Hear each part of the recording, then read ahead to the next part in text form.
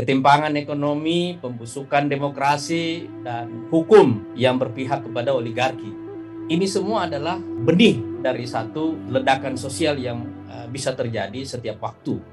Walaupun terus-menerus ditutupi dengan angka-angka makro yang tampak menggembirakan, tapi sebenarnya angka makro ini dikelola sedemikian rupa karena biasanya orang di bawah, terutama kalau angka-angka ekonomi ya, orang di bawah kan tidak terlalu mengerti, sehingga orang gampang ditipu dengan angka-angka makro itu. Tapi pada akhirnya ekonomi adalah bukan tentang angka-angka itu, tetapi apa yang kita rasakan dalam hidup sehari-hari. Dan yang dirasakan orang di bawah sana sehari-hari memang adalah kesulitan yang nyata, beban hidup yang semakin berat. Tapi juga pada waktu yang sama ada ketakutan, dan ini yang membuat orang merasa seperti tidak tahu bagaimana harus bergerak. Dan ini yang menjelaskan tentang pembusukan demokrasi itu. Memang ketakutan itu merata betul di bawah. Orang merasa bahwa ada kesulitan hidup, ada beban hidup, ada himpitan hidup yang makin berat, tapi pada waktu yang sama juga ada ketakutan untuk memberontak, untuk menyatakan apa situasi mereka secara apa adanya. Tapi saya juga mengerti bahwa satu perubahan besar mesti dimulai dari satu titik, namanya politik. Karena itu kita akan memulai dari satu ide yang insya Allah sekarang sedang kita siapkan akademik papernya untuk melakukan perombakan besar-besaran dalam sistem politik kita. Akan ada 3 judicial review yang kami ajukan nanti ke MK menyangkut masalah threshold, 2 hal tentang threshold, baik untuk presiden maupun untuk parlemen.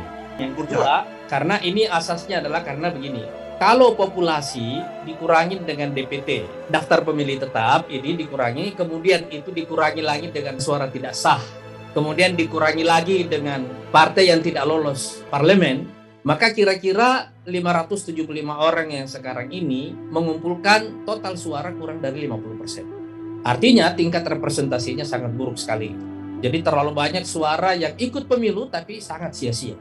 Jadi memang ada persoalan yang fundamental dalam sistem demokrasi kita yang harus kita rombak secara besar-besaran. Tapi pemilu 2019 adalah juga pemilu yang paling buruk dalam sejarah kita karena korban nyawanya terlalu banyak. Menurut catatan KPU secara resmi lebih dari 900 orang meninggal pada pemilu 2019 yang lalu. Artinya orang-orang yang duduk di DPR sekarang ini duduk di atas nyawa orang-orang yang meninggal itu tadi. Jadi kami juga akan mengusulkan pemisahan antara pemilihan pemilu legislatif dengan pilpres, supaya beban kerjanya tidak menumpuk dalam satu waktu, sehingga para penyelenggara pemilu ini itu tidak terbebani melebihi dari kemampuan mereka. Itu tidak ada satu negara yang mengalami angka kematian sebesar itu dalam satu pemilu. Jadi kira-kira 3 tema inilah yang akan kami ajukan nanti dalam judicial review. Tapi akan ada juga perombakan dalam sistem politik kita secara keseluruhan yang akan kita usulkan. Tapi mungkin ini bukan ke MK. Misalnya, kita juga akan mengusulkan supaya tidak perlu ada fraksi di DPR. Sehingga setiap orang itu benar-benar merupakan perwakilan rakyat. Dia dicalonkan oleh partai politik, tapi begitu dia terpilih, dia adalah pilihan rakyat. Dan ini yang menurut saya kenapa sekarang ini DPR ini kantor cabang presiden, karena cukup dengan menelpon 9 pimpinan parpol, 9 ketua fraksi, masalah ini secara prosedural selesai. Sebab suara individu akhirnya hilang. Tapi kalau tidak ada fraksi, setiap undang-undang yang akan diloloskan itu membutuhkan perjuangan yang panjang. Dan perdebatan itulah yang membuat undang-undang itu akan menjadi matang. Jadi prosedur ini harus memberikan ruang kepada perdebatan yang panjang dalam proses legislasi kita, yang membuat dia apapun nanti hasilnya, dia tetap merupakan kesepakatan, tapi proses untuk sampai pada kesepakatan itu melalui satu perdebatan intelektual yang panjang.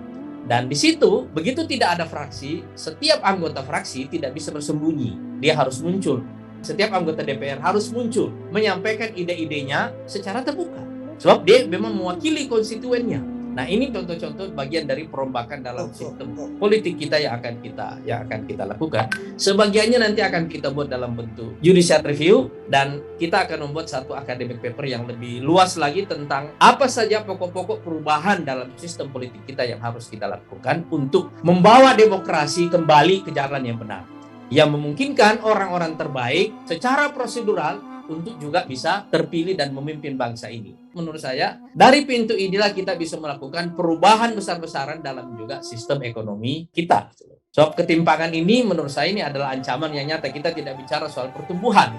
Pembelahan yang terjadi di Amerika, walaupun dengan dia adalah negara yang paling kaya, tapi juga jumlah orang miskinnya juga paling banyak. Jadi ketimpangan ini adalah isu kemanusiaan, dan ekonomi harus bisa menjawabnya. Nah, kira-kira ini alasan mengapa saya menyebut, saya percaya bahwa tahun 2022 nanti akan menjadi tahun perubahan besar.